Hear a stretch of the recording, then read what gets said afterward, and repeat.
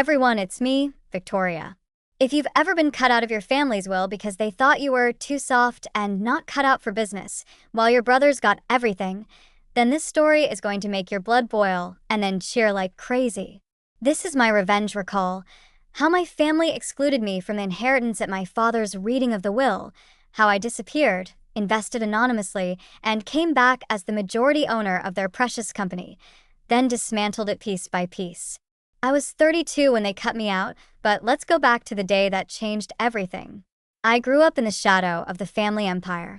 My father built a successful logistics company from nothing: trucks, warehouses, contracts worth hundreds of millions. My two older brothers, Marcus and Ethan, were groomed from birth. Business school, board meetings, real men talk.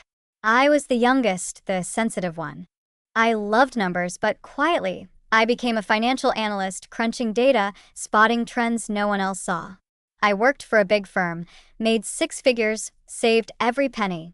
But to my family, I was just the girl who liked spreadsheets.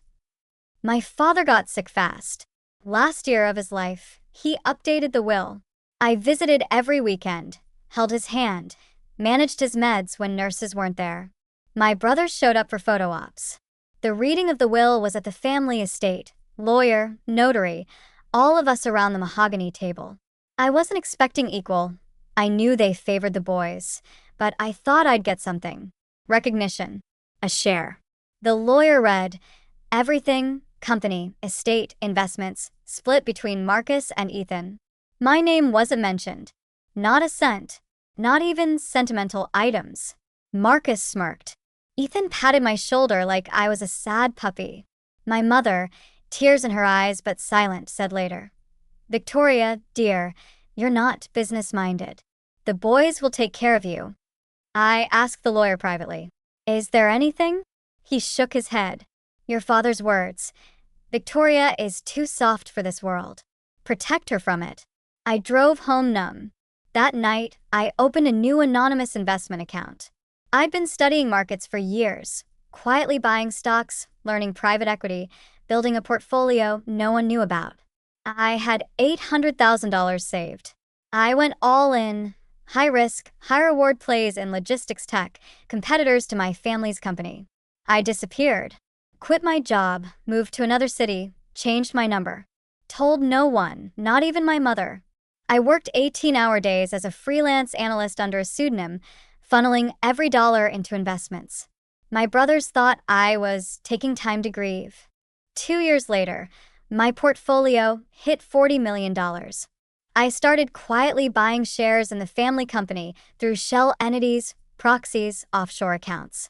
They never noticed. The company was public, but closely held. My brothers ran into mediocrity, coasting on Dad's name. By the third annual board meeting after Dad's death, I owned 51%. Majority control. I scheduled an emergency shareholder meeting. Walked in unannounced. Marcus chaired the table. He looked up and went white. Victoria? I smiled. Actually, it's Chairman Victoria now. I laid out the votes. Majority mine. They were out. The comeback wasn't tears or screams. It was a board vote, legal, silent, devastating. And it felt like the smartest investment I'd ever made. The first 3 years after the will reading were a silent, calculated war I fought alone. Theo was only 5, asking why Grandpa's big house wasn't ours anymore, why Uncle Marcus and Uncle Ethan got all the trucks. I moved us to a different city, rented a small apartment, changed my last name legally to my mother's maiden name, no more Langford. I told no one where we went. Not my mother, not friends. I disappeared. I took contract financial analyst work under a pseudonym, remote, high-paying gigs for venture funds. Every dollar went into investments. I'd been studying markets obsessively since college, spotting undervalued logistics tech, supply chain disruptors, competitors to the family company. I started buying shares quietly through trusts and offshore entities. No one connected the dots. I lived like a ghost. No social media. No family contact. Theo thought we were on a long adventure. I homeschooled him at first, then enrolled him in a good school under the new name. Nights, I worked. Spreadsheets, earnings calls, Insider filings. I knew the family company better than my brothers did because I'd always been the one who actually read the reports. By year 4, my portfolio hit $120 million. I accelerated, bought more shares, built alliances with institutional investors who hated my brother's lazy management. The company stock stagnated while the industry boomed. Perfect opportunity. At the 5-year mark, I owned 52%. Controlling interest. I scheduled an emergency board meeting as the majority shareholder.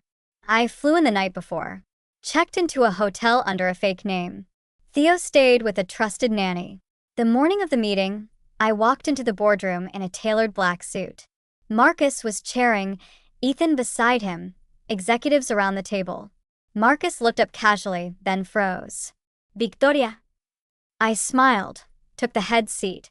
Actually, it's Chairman Victoria now. I laid out the share certificates. Voting proxies. Undeniable. Marcus turned red. This is impossible. How? Quietly, I said. While you were coasting on Dad's name, I was working. The vote was swift. New board elected my nominees. Marcus and Ethan removed as officers. Company direction. Pivot to the future I'd planned years ago. They were escorted out. The comeback wasn't loud. It was legal. Silent. Absolute. And it felt like the highest return I'd ever calculated.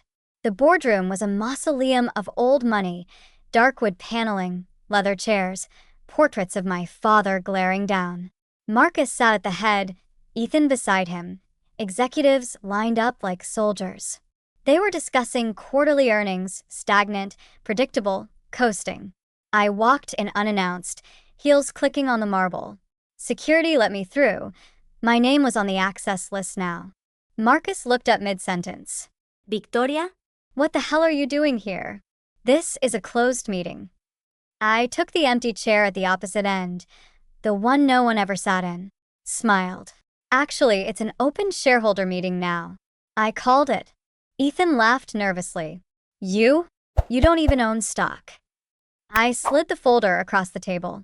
Share certificates. Voting proxies. 52% ownership.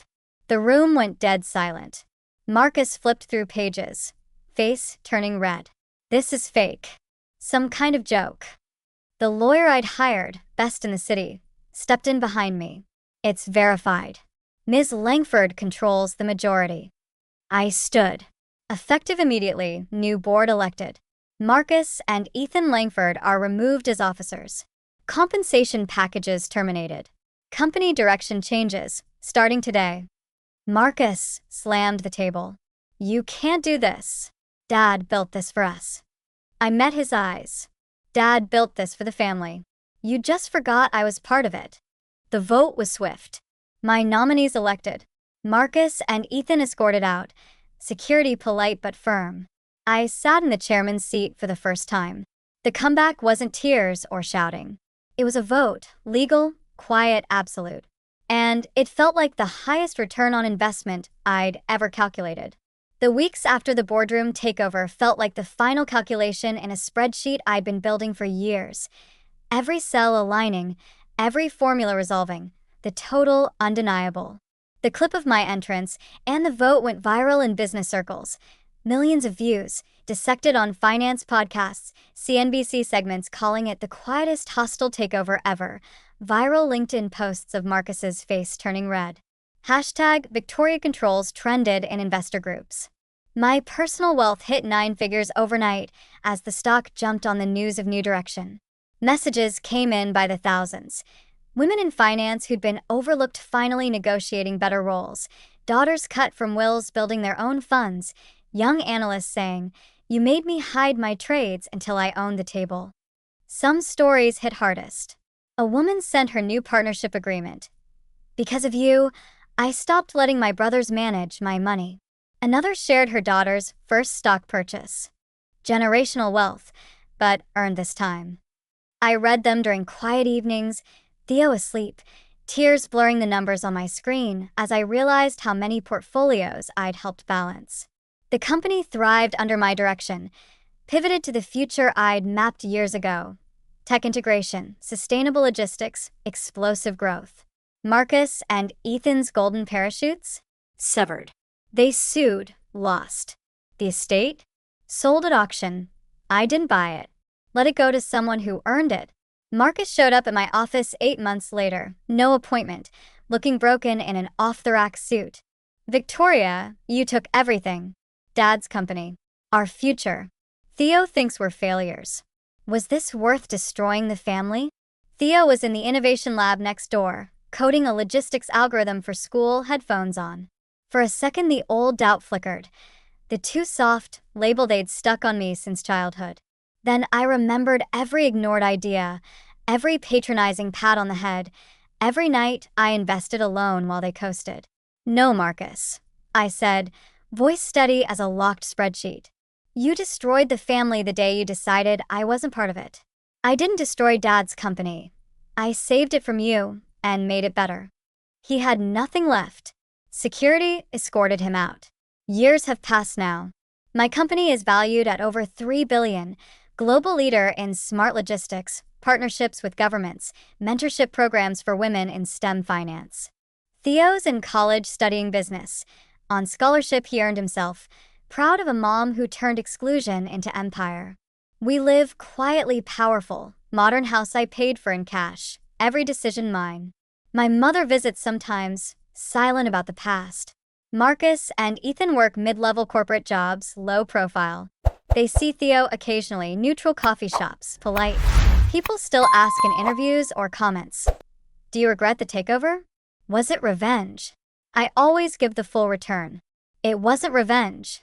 It was recalibration. Recalibration of my worth, my future, my legacy from people who thought family meant protecting me from success.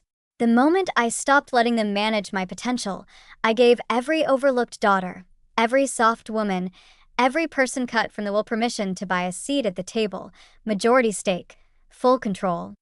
If you're watching this and you've been cut out, called too soft, told you're not business material, hear me. You can disappear quietly. You can invest small. One share, one idea, one boundary. You can compound until your ownership is undeniable. Your name is on the letterhead. And when you do, you'll realize the only weak thing was ever letting them decide your value.